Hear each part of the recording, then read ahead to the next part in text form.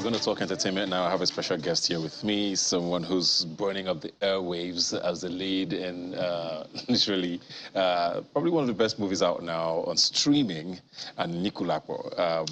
It's doing the numbers, and he definitely delivered a performance of a lifetime there. Kunle Remi is here with us. Thanks for being here today. Thank you for looking very me. different from what I saw 2 days ago on my TV. Yeah, without the tribal. Congratulations on that, man. It was nice seeing you do that. Did it take you out of your comfort zone as much as it looked like it did? Absolutely, exactly how it looked. Yeah. It threw me off off my comfort zone.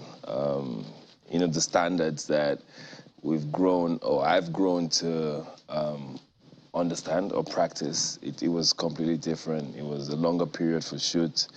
It was also a language film, you know, Yoruba Ijinle. So it wasn't just the Lagos Yoruba, it was the... Did you have to learn that? Yes, I had to. So reading it was easier, because you read it with your mind, yeah. Right? But then saying it was a different ball game.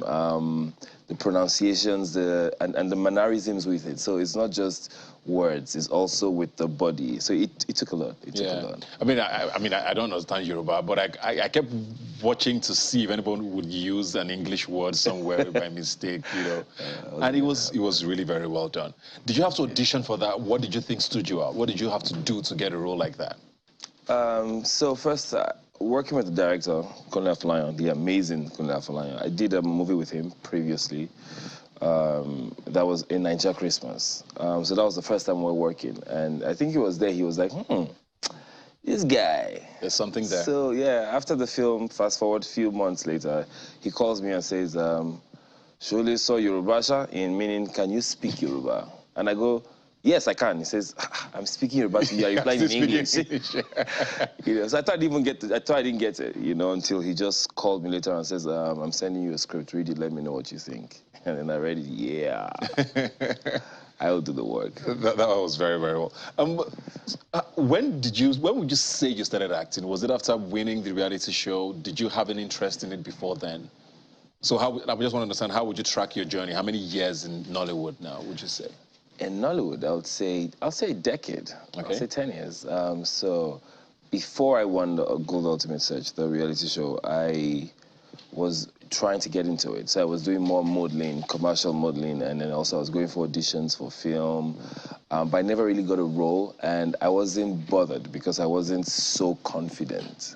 Right, I could do it, you know, all the church drama groups, all the school, you know, I was always in all of those things. This was a different ball game. Yes, I wasn't confident because it was totally different. And then after the Ultimate Search, doors opened, but then again, I still wasn't confident enough. I had to go to film school, which is me going to New York Film Academy and coming back. And then since then, it's been from one to the other. Yeah, 10 years is definitely quite a while. But you also know that this is an industry where it takes a while for people to actually take you seriously. Yeah. Is it that you get typecast and become the guy who's just, you know, the lover boy in every movie, or the fine boy, or, you know? Is there moments where you probably felt like, okay, maybe this is it? Was it a Nikulapo that made you feel like, okay, finally, I'm being seen as an actor? Or was it before this? Okay, it was before this. Before Nikulapo.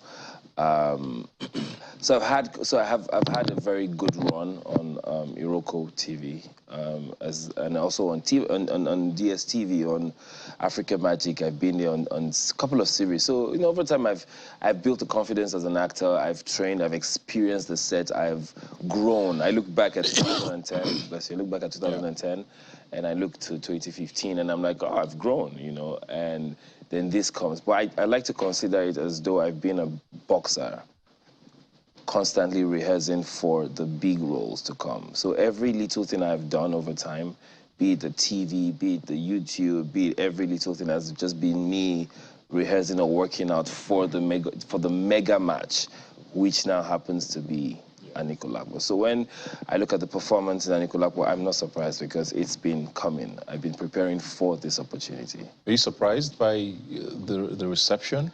And I say that meaning, were you like, but I've been doing this, why you suddenly just, was that your reaction, or were you like, okay, wow, finally they can see? I was like, wow, finally Okay. they can see. Yeah. So it wasn't more of I've been doing this. It was more of they can see, and also the fact that it's a language film, and the reception is global and across board. Across board it makes me feel like, oh, okay, oh yeah, I've been seeing, and I'm being seen on a big scale. So yeah, the work is paying off. Absolutely. I mean, Nollywood is going through quite a moment now, Yeah. especially with what streaming is doing. You know, we're suddenly seeing doors open in ways that we necessarily didn't think about it maybe 5 or 4 years ago even, you know. So it's very exciting times. When you look at where the industry is now, are you excited?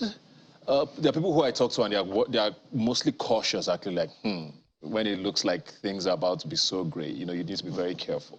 Right. You know, with things that have been signed, contracts being done, and all of that. Where's your head at with where Nollywood is at the moment?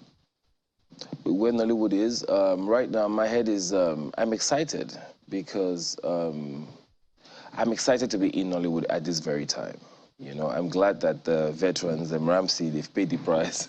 They've paid. You didn't have to do all the hard work. Exactly. So we are not in a place where we have to make either the same mistakes they made or go through the process they went through, because they've set that pace. So for me being here now, it's exciting. There's so much happening. So much is happening. Like you said, the streaming platforms are out here. People are signing mega deals. All I just hope for is the structure that Nollywood needs. I always hear that word structure. What does structure look like in Nollywood? Structure is, for me, it's where everyone can be appreciated and valued. Your craft can be more valued. So down to the crew guys, there is a structure for them. Because I'm on set sometimes and you see the way they are at the bottom of the food chain. Yeah, there is a food chain, but then again, you can still eat well at the bottom, you know. Having a structure is what makes us not be able to come online and say, oh, I'm sick, I need insurance and all of that. If we have a structure that gives you back-end deals, that appreciates you as an actor, as an entertainer, as a filmmaker, I don't want to compare and say Hollywood or Bollywood, but you see, those places work because of the structure. It's not because they are the best. It's because there's a structure that guides them. And we there's the idea that we have, but we know that we don't have it. Yeah. Well, congratulations on Anikulapo. I mean, I thoroughly enjoyed it. Everybody seems to enjoy it as well. But away from that, you have this very interesting social media persona that a lot of us are, you know, and you're coming here and, you know, trying to talk calmly and talking your shit. And I'm like, this is not who I see on TikTok and Instagram. Was it COVID that took that thing off? Where you become this guy who, you know, does skits and memes and just has a laugh? What's that about? It was so before 2020, it was always the work and grind from one set to the other, and all of a sudden 2020 happened and everybody was stripped of work, right? What do I do? Yeah. I'm already used to being a machine, to just be on the roll and working or fitting into someone's creativity, and then I was left naked and just idle and nothing to do. And I was like, oh, this is a tripod. And now, prior to that, in film school, I studied directing, I studied filmmaking. So I could edit, I could do all of these things, but I never used it because back here, I'm just into I have to prove, I have to work hard, I have to become that actor, the A-list actor, I have to do so. I feel like then, before COVID, which is what helped me, I felt like I had to do so much to show that I am, you know, a great actor. But COVID made me understand that you just have to work and just do what you got to do. Now, TikTok and all those things I've done literally that gave me more mileage than even all the packaging you had. Than all the films that I've been doing. So I was like, yeah, and it's effortless because it's always been a thing. Are you making money from it, yeah? Absolutely. Absolutely, yeah. Is that more the motivation now than fun? Because it was fun during COVID. That's the funniest thing. So now, in a while, I haven't done a TikTok in a while. I haven't done anything because, you know, like Anikulapo has come, I have other major projects that I'm involved in that's taking my time. But again, because I had that moment of not doing anything, I could create. So now I crave shutting down to be in a creative space. Yeah. Yeah, because that literally helped me. And it also helped me think, and there's something like you being able to just create and see, and you like this, okay. Let's see how this goes. Yeah. And I want to do more and more and more. Yeah. I know a lot of you like to be modest or sometimes lie about this, but how important are awards to you? Awards. Awards. Ebuka, you already said something. You said a lot of people like to be modest. Awards, they're important. They make you feel appreciated. But are you starting to hear conversations about that already? Yeah, I'm hearing all of that. What are you thinking? I'm hearing a lot about that. But then again, I wasn't thinking in that direction while I was on set or while I was doing the work. All I was thinking about is doing something that you would never forget. So I can brag to you that you will never forget Saro. You would never in your life forget Saro. And I think that's the greatest award I can give myself or give to the world in the sense that... I'm on EMVC would be nice. I mean, absolutely. I'm not running me a Saro.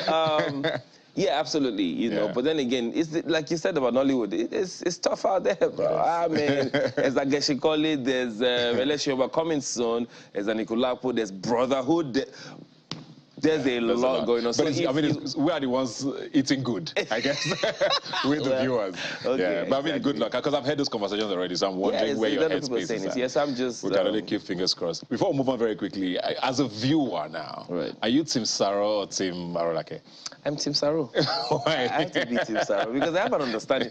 So of where that came from? Yeah, even though I have issues with Saro's decisions, but then again, he's human, just as every other person.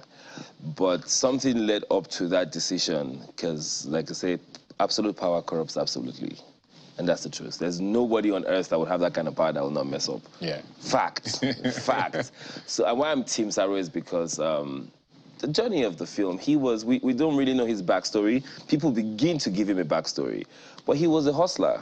And they just distracted him, and he went with the wind. Wow, they just distracted him. Well, if you've not seen the movie, go check it out. Nicola Boy is on Netflix. And tell us whose team you're on. It's been an ongoing debate on social media. Oh, my goodness. And it's very interesting to watch. Finally, before we go now, tell us about this new movie, Giacomo, and what it's about. And why we should talk about it. Giacomo is Toyin Abraham's upcoming project. I play lead on it, and it's powerful. She's really excited about it, as I am. And that's the thing. Once you have your director, she co-directed it with Bayoti Jenny. This is in Yoruba as well, or English? It's English, but he has a flavor of Yoruba between. She's so excited about it that you have to perform, and it's such a beautiful story. It comes out in December. I can't give too much. It's called The Born Again Stripper. Exactly. So the title already makes you... But that's the thing. You would think it goes that way, but it goes this way. It's a powerful story. It has action. It has good laughs. It has drama. And also, it's a hint. My character is betraying again. You see your life. No, this year. Next year is loving. This year was just a It's becoming a pattern. Let's be sure what's happening.